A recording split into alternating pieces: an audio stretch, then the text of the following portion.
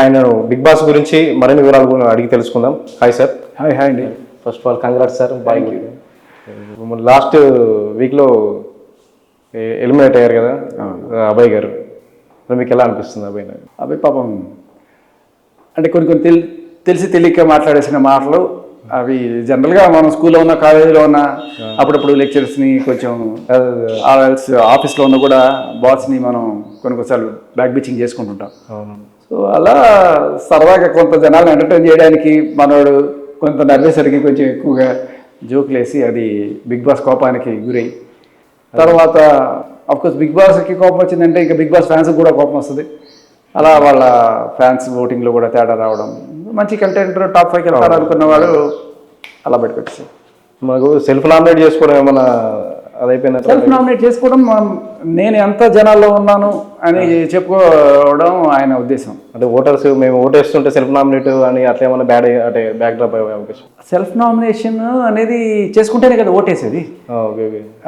So లేకపోతే ఓట్లు ఎక్కడ పడతాయి? అంటే ఇప్పుడు నిఖిల్ అభయ్ సెల్ఫ్ నామినేషన్కి ఉన్నప్పుడు ఆయన ఆపేసి ఈయన వచ్చారు కదా, అంటే కనీసం డిబేట్ చేసుకొని పాయింట్ టు పాయింట్ చేసుకొని సెల్ఫ్ నామినేట్కి వెళ్తే అవును ఈ పాయింట్ వరకు వచ్చాడు, అట్లేం లేకుండా డైరెక్ట్ వచ్చేసినది. అదేమన్నా ఈ డిబేట్లు ఆ పాయింట్లు ఇవన్నీ కూడా సెకండరీ అండి. జనాల గుండెల్లో ఉండడం అనేది ఫస్ట్ థింగ్.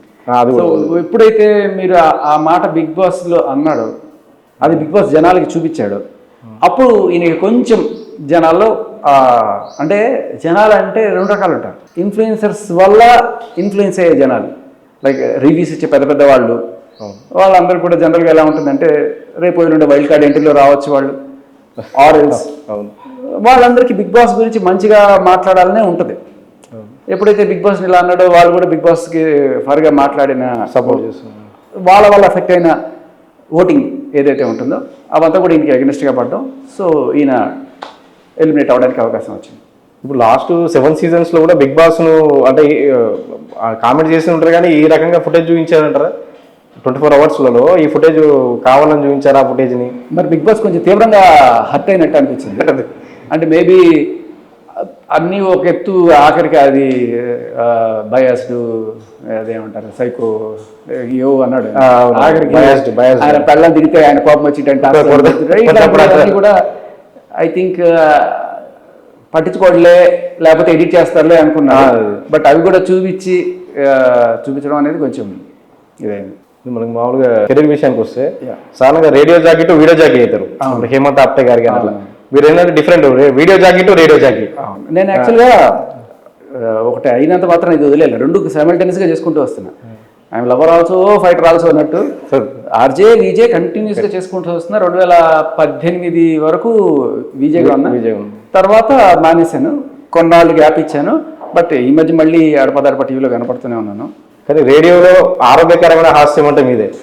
ఇప్పుడున్న సినిమాలకు కానీ నాకు మనకేమనిపిస్తుంది ఆడియన్స్ కూడా జంధ్యాల గారి తర్వాత జంధ్యాల గారి సినిమాలకు ఎలాగో రేడియో ఇది నాకు బిగ్ బాస్ టైటిల్ కన్నా గొప్ప కాంప్లిమెంట్. బిగ్ బాస్ లో కూడా ఆడియన్స్ అదే ఫీల్ అయ్యారు. అంటే హెల్తీ కామెడీ, ఎటువంటి కామెడీ అయినా హెల్తీ కామెడీ రేడియోలో ఇప్పుడు తెల్లారిందో మామ కానీ ఇలాంటి ప్రోగ్రామ్స్ అని మీరు డిజైన్ చేస్తున్నారు. అంటే ఎట్లా అనిపిస్తుంటుంది రేడియో మీకు? రేడియో మీద వీడియో జాకీ కంటే రేడియో జాకీలో ఎలా అనిపిస్తుంది? రేడియో జాకీ నాకు ముద్దు. బేసికలీ ఏంటంటే విజేగా ఫస్ట్లో నాకు విజే అంటే చాలా గౌరవం, అలా ఇప్పుడు తక్కువేం లేదు. బట్ విజేలో నాకు వచ్చిన పాపులారిటీ సంవత్సరాలు ఎంత వచ్చిందో అది ఆర్జేగా 4 రోజుల్లో వచ్చింది. ఒక్కసారి కెవ్వు కేక శేఖర్ మామ అని చెప్పి షో స్టార్ట్ చేస్తే ఎంత వైరల్ అయిందంటే ఆ కెవ్వు కేక అనే పదము అండ్ అలాగే మన బ్రెయిన్ టీజర్స్ ఇవన్నీ కూడాను అలా 4 రోజుల్లో నాకు సప్పు అనే రైజ్ వచ్చింది. అండ్ తర్వాత బెటర్ ఆఫర్స్ రావడం, అంటే ఆర్జేగానే ఉన్నా బెటర్ కంపెనీలో బెటర్ ప్యాకేజ్ తోటి రావడం, అలా కెరీర్ మూవ్ అయింది. అండ్ ఇప్పుడు ఆర్జేగా నేను ఎంతైతే సంపాదించానో అంటే ఒక దశాబ్ద కాలం దాటి ఆర్జేగా వచ్చే ఎంత మైలేజ్కి ఇప్పుడు నాకు యూట్యూబ్ ఛానల్స్ ఈ మీడియా ఇంటర్వ్యూల వల్ల ఆల్మోస్ట్ దానికి ఒక 10 times మైలేజ్ వచ్చింది. అదే అయిన తర్వాత మళ్ళీ బిగ్ బాస్లోకి వెళ్ళిన తర్వాత దాంతో నెక్స్ట్ లెవెల్ ఇంకా అంటే మనకి ఆడియన్స్ 2 రకాలు, ఒకళ్ళు న్యూస్ చూసేవాళ్ళు, ఒకళ్ళు ఎంటర్టైన్మెంట్ ఫాలో అయ్యాడు. సో బిగ్ బాస్ రేంజ్ ఇదా అని చెప్పి ఒకసారి నాకు బయటకు వచ్చిన తర్వాత అర్థమైంది. సో ఒక పక్క ఎంటర్టైన్మెంట్, ఒక పక్క న్యూస్, 2 రకాల ఆడియన్స్ని నేను ఆకట్టుకోగలిగాను అని ఒక నమ్మకం అయితే ఉంది నాకు. మళ్ళీ బిగ్ బాస్ కొద్దిగా బిగ్ బాస్ టాప్ 5లో మీరు ఉంటారని చెప్పి ఫ్యాన్స్ చాలామంది ఉండేవాళ్ళు. సోషల్ మీడియాలో కూడా మీకు ఓటింగ్ చూస్తే కూడా ఈ ఓటింగ్ మీరు వెళ్ళిన సెకండ్ వీక్ లో కూడా ఓటింగ్ లో మీరు ఏం లిస్ట్ లో లేరు, సోషల్ మీడియాలో వస్తుంటాయి మనకి. ఓకే, కానీ మీరు ఎలిమినేట్ అయిపోయారు. అంటే ఏంటి ఇప్పుడు బాబు పుట్టడం వల్ల నాకు రావాలనిపించింది, బట్ అనిపించడానికన్నా ముందు కొంచెం లో ఉండే నాకు. అంటే అందరూ నాన్ వెజిటేరియన్స్ మధ్య ఒకే ఒక వెజిటేరియన్ నేను. అండ్ సరే అది కూడా ఏదో రకంగా మేనేజ్ చేసుకుంటూ వస్తున్నా. ఉన్న ప్రోటీన్ పౌడర్ కూడా తీసుకెళ్ళిపోయి ఇంకా కొంచెం వీక్ అయిపోయి దాని నుంచి ఎమోషన్స్ ట్రిగ్గర్ అయ్యి ఇంకా ఫైనల్గా మనం ఇక్కడ ఉన్నా కూడా మంచి కంటెంట్ ఇవ్వలేమేమో, నీరసంగా అలా డల్గా తూలుతూ ఇచ్చే కంటెంట్ వల్ల మనం ఇంకా జనాలు బ్యాడ్ అవుతాం, మంచి టైంలో వచ్చేయడమే బెటర్ అన్నట్టుగా నాకు అనిపించింది. అవకాశం వచ్చినప్పుడు అందరిని అడిగాను నేను.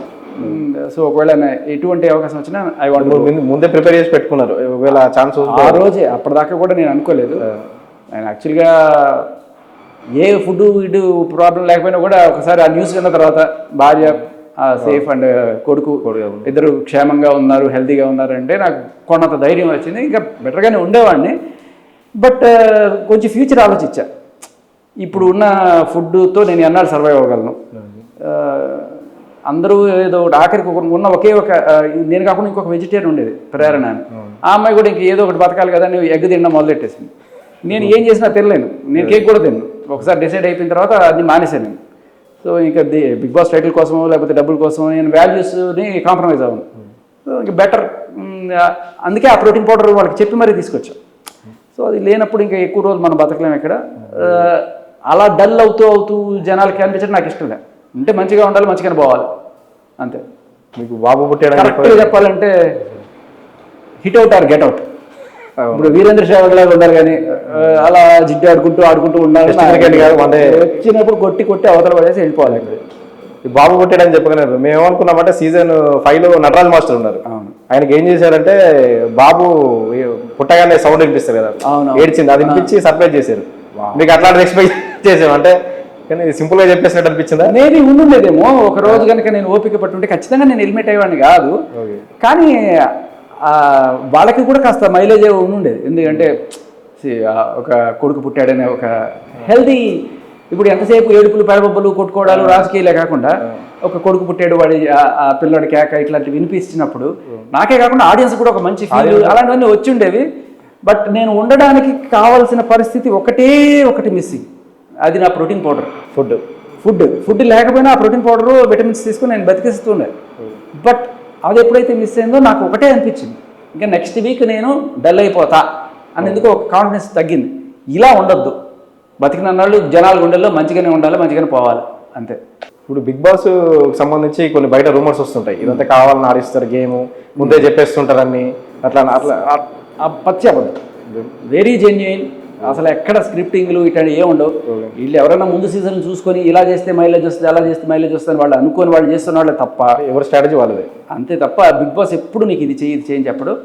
టాస్క్లు ఇస్తాడు, సిచ్యువేషన్ క్రియేట్ చేస్తాడు. బిగ్ బాస్ సెలెక్ట్ అయినామని చెప్పి ఎన్ని రోజుల ముందు చెప్తారు సార్? అంటే నాకు కరెక్ట్గా 10 రోజుల ముందు పిలిచారు ఇంటర్వ్యూకి, అయిపోయింది. తర్వాత బిగ్ బాస్ స్టార్ట్ అవ్వడానికి ఒక 4 రోజుల ముందే నేను అగ్రిమెంట్ అవన్నీ. ఇప్పుడు ఈ బిగ్ బాస్ మీరు సెలెక్ట్ అయిన తర్వాత ఇంటర్వ్యూలు వీటన్నిటిని ఆపేయమని చెప్పడం అట్లా ఏమైనా ఉంటుందా? అంటే మీరు చెప్పుకోవాలి కదా బిగ్ బాస్కి వెళ్ళాము ఆ రోజే రివ్యూలు ఉంటుందా? బట్ వాళ్ళ కాంపిటేటివ్ ఛానల్స్లో మనం చేయొద్దు.